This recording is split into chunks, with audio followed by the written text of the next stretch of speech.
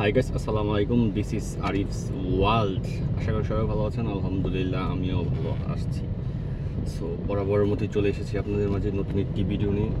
So আজকে ভিডিওটা যেটা নিয়ে করবো সেটাও খুব গুরুত্বপূর্ণ জিনিস, কারণ যারা মধ্যপ্রাচ্য বিশেষ করে সৌদি আরব আসে তারা আসলে অনেকেরই একটা ড্রিম থাকে যে আমি এখানে এসে নিজের একটা গাড়ি হবে, ঠিক আছে, অথবা আমি ড্রাইভিংয়ের কোনো জব করব, যেটাতে অন্তত আপনার যেখানকার যে গরমের যে পরিবেশ সেটা থেকে মানে বাঁচতে পারে, অন্তত সেটা অনেকের চেষ্টা থাকে। সেই জন্য অনেকে চায় যে ড্রাইভিংয়ে জবে আসার জন্য অথবা নিজের একটা গাড়ি থাকবে ঠিক সেটা করার জন্য।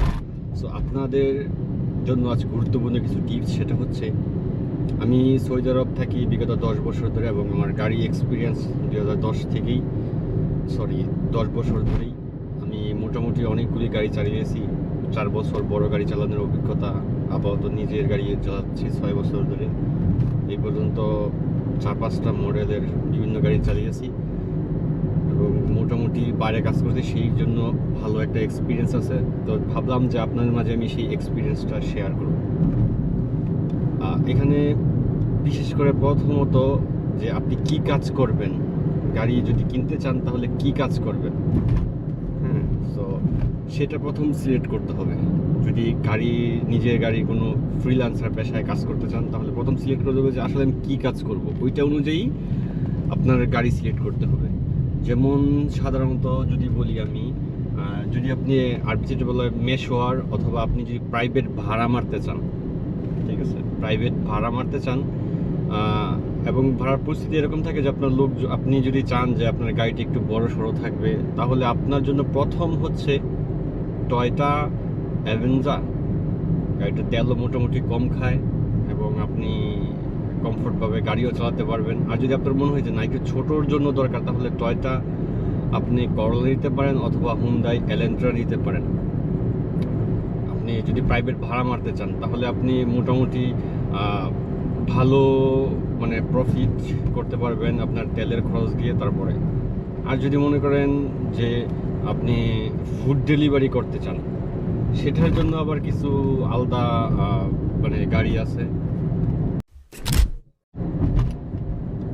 সেটার জন্য আলাদা কিছু গাড়িগুলি। যেমন আপনি যদি একটু কমফোর্ট চান, ঠিক আছে, এবং আপনি বিক্রি করার সময় রিসেল ভ্যালুটা ভালো চান, হ্যাঁ, তাহলে আপনি নিতে পারেন টয়োটা ইয়ারিস। সো সেটা আপনার কি আপনার মোটামুটি প্রাইজের মধ্যে আপনার ভালো কমফোর্ট দিবে, ঠিক আছে, মোটামুটি ভালো কমফোর্ট দিবে। আর যদি আপনি ধরেন আমার কমফোর্টের দরকার নেই, আমি শুধু আমার ফুড ডেলিভারি কাজ চালাতে পারলে, তাহলে আপনি নিতে পারেন মিশিবিশি এতেরাজ। আপনি নতুন মডেলেরগুলি পেয়ে যাবেন 27-28 রিয়েলের ভিতরে। আর আপনি যদি ইয়ারিস নিতে চান তাহলে আপনি যদি ওকালা মানে যেটা বলতে একদম কোম্পানি ঠিক যেরকমটা দিয়েছিল ঠিক সেরকমটা চান, তাহলে আপনি পেয়ে যাবেন 19-20-এর মডেলগুলি 35-37 হাজার রিয়ালে পেয়ে যাবেন। আর লাস্ট একটা কথা হলো আপনি যেই গাড়ি কিনেন আপনি চেষ্টা করবেন ওকালা গাড়ি কিনেন, আরবিতে বলা হয় ওকালা। আর যদি আমি এমনি আপনাদেরকে বোঝাতে চাই, অনেকে হয়তো না বুঝতে পারেন, তাহলে বলতে হবে যে আপনার একদম শোরুম কন্ডিশন যেরকম দিয়েছিল, ধরেন বড় কোনো অ্যাক্সিডেন্ট হিস্ট্রি নাই, অথবা আপনার ইঞ্জিন গিয়ার একদম আছে, আপনার রঙের কোনো টাচ আপ নাই, তাহলে আপনি সেই গাড়িগুলি নেবেন। এতে কি হবে, আপনার গাড়ি কেনার পরে আপনি যেই গাড়ি কিনেন, ঠিক আছে, যদি মোটামুটি কিছু টাকার 2-3 হাজার রিয়ালের কাজ করাইতে হয় যে কোনো, কারণ আমি এই পর্যন্ত 4-5টা গাড়ি এবং আমার ফ্রেন্ড সার্কেলের অনেকে গাড়ি পরিবর্তন করছে, তো সো সেই এক্সপিরিয়েন্সটা আছে। আপনি মোটামুটি কিছু না কিছু কাজ করাইতেই হয়। পুরো একুরেট রাইখা দেওয়ার কেউ বিক্রি করে না 100%। সো আপনার 1-2 হাজার রিয়ালে সেটা ধরেই রাখতে হবে। আর আপনি যদি ওই ওকালা কন্ডিশনে নেন তাহলে আপনার মানে আপনার জন্য সুবিধাটা কি, আপনার নিয়ে বেশি কাজ করাইতে হইব না, আপনার 2 দিন পরে কাজ বের হইব না। অনেকে মনে করে যে ভাই সৌদি আরব তো গাড়ি সস্তা, ভাই সস্তা কোনগুলি? আগে এক সময় ছিল সস্তা কোনগুলি এখন পাওয়া যায়, যেগুলি আপনার মাসে 30 দিনের মধ্যে 10 দিনই আপনার ওয়ার্কশপও দৌড়াদৌড়ি করতেই, ঠিক আছে। যেরকম এই যে আমার যে গাড়িটা, এটা আমি নিয়েছিলাম 35,000 রিয়াল দিয়ে, কিন্তু তারপরে মোটামুটি ভালো কাজ করাইতে হয়েছে আমারটা, মোটামুটি টুকটাক কাজ করাইতে হয়েছে। সো অনেকে মনে করে যে সস্তা, আরে ভাই সস্তা না, আপনি ভালো কন্ডিশনের এবং শোরুম কন্ডিশনের যদি নেন আপনার টাকা ভালো পরিমাণই লাগে। হ্যাঁ, সো ওইটা ভাইবেন না যে আর একটা কথা যে অনেকেই যে হয় নর্মাল গাড়ি নিলেন, ভাই নর্মাল গাড়ি নিলে মাসে 30 দিনের মধ্যে আপনি 10 দিন ওয়ার্কশপ যাইতে হবে।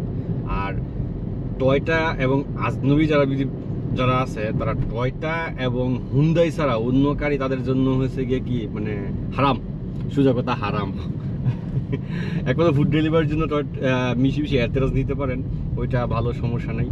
কারণ আপনার তেলের দিক দিয়ে অনেক ছাড় হয়, যার কারণে আপনার ওই যে জিনিসপত্রের দাম আর মিশি তো জিনিসপত্র একটু দাম বেশি, টয়টা হুন্ডার একটু সস্তা, আপনি যে কোনো জায়গায় গেলেই পাইবেন। হ্যাঁ, সো সেই জন্য এই দুইটা গাড়ি নিলে আপনি কি রিসেল ভ্যালুটা ভালো পাবেন, প্রথমত আপনি যে কোনো জায়গায় জিনিসপত্র পাবেন।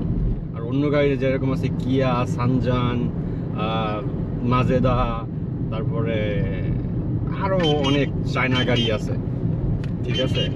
সো আপনি যদি সেইগুলি নেন তখন আপনার রিসেল ভ্যালু পাবেন না, আপনি অনেক সময় গাড়ির সমস্যা হলে জিনিসপত্র পাবেন না ঠিক মতো। সো এটাই, আশা করি আপনাদের এইটা ভিডিওটা অনেক হেল্পফুল হবে। আর যদি হেল্পফুল হয়ে থাকে তাহলে চ্যানেলটা অবশ্যই সাবস্ক্রাইব করে দিবেন, বন্ধুদের সাথে শেয়ার করবেন। সো ভালো থাকবেন সবাই, গুড বাই, টাটা।